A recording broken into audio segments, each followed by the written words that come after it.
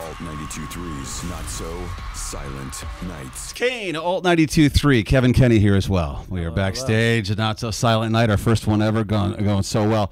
I've had a couple. Nick and Dave from Death Cab for Cutie are here. Hi, guys. Hey, how you doing? Hello. How are you going to lean over and see? Thanks for being here, first of all. Thank you for inviting us. Yeah, this is great. Of course. It's our first time in Barclays, so. You were on the top of the list when we made the list of bands to invite. It was like, well, we got to start with Death Cab, and you guys said yeah, so we were pretty pleased. Rad. Cool. Then bigger ones got added, and we kept going down. Exactly. First time in Barclays, but I can't imagine first time in Brooklyn. What venues have you played throughout the years? Oh, man, like Williamsburg, Waterfront. We did 2 nights at King's Theater a few months ago. Yeah. Of course. We've done, I don't know, what's that club that we got? It was all snowy in Music Hall. Music Williamsburg. Hall. We did. I don't remember. What was the This many first of them. gig you The ever Pool had in in the New Karen? York? First gig we ever played was Mercury Lounge. No way. Yeah. How long ago was Yeah, that? would have been like, what year is that? that would have been like 99, 2000. First of all, it's a rad place, Yeah. but In it's the 1900s. so small. I can't even picture you guys Yeah. playing there.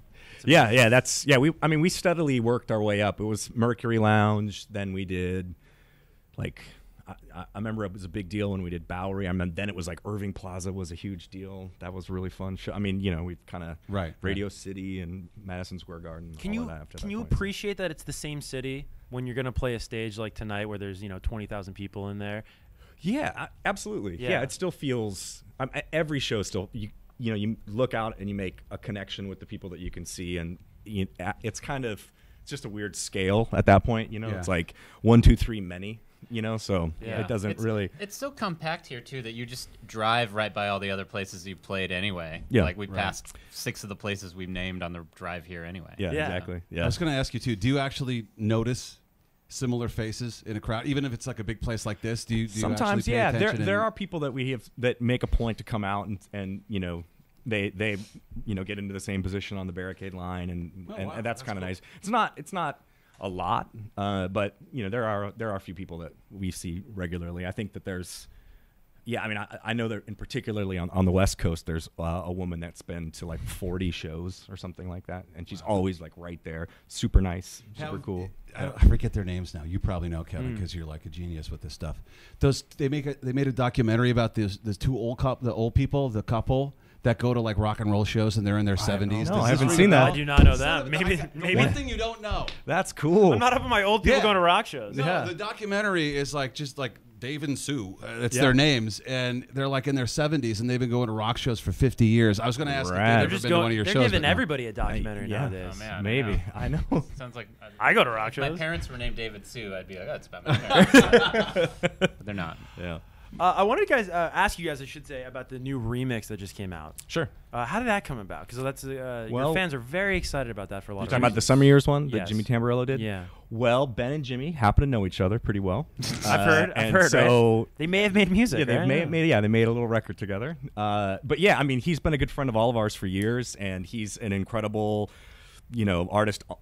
All on his own. He doesn't just outside of all the stuff that he did with Postal Service as Dintel, as Jimmy Tamborello, and so, whenever we sort of start to cast nets and look for remix stuff, we've always really wanted to do something with him. And this time it lined up, and he said yes and was excited about that song. And there you have it. It was a really easy process as far as that goes. So last time I saw you guys, it was like at the record release. It was the party. You weren't there because I guess you weren't in the budget. I don't know. Yeah. But I was. Yeah. But yes, you were there. Dave was there. And he was great, right, Kane? He was so awesome. good. You guys were saying though that it was like you're most proud of this record, like your favorite record in 15 years. You still feel the same way? Has it been received the way you'd hoped? Are people interpreting it the way that? I think so. I mean, people seem very engaged with it. Yeah. Response has been wonderful. I still go out and play those songs every night and feel them, and I love it personally. Yeah. I've been seeing that a lot of the tracks off the record, especially the singles, are making these year-end lists from the magazines or websites now, I should say. Forward them to me, please. I will. I'll DM you after the show, all these links. But we're coming up on the end of the year, and looking back, you guys have worked incredibly hard this year. What makes it validate? Like, where do you guys find that satisfaction as artists? Is it making a year-end list and being like, wow, that's pretty cool that, these people that know or perceivably know so much about music, right? I don't know. I've never really. I've tried not to put too much stock in that kind of validation or needing that kind of validation. I mean, honestly, this might sound a little bit cliche, or I'm not really sure.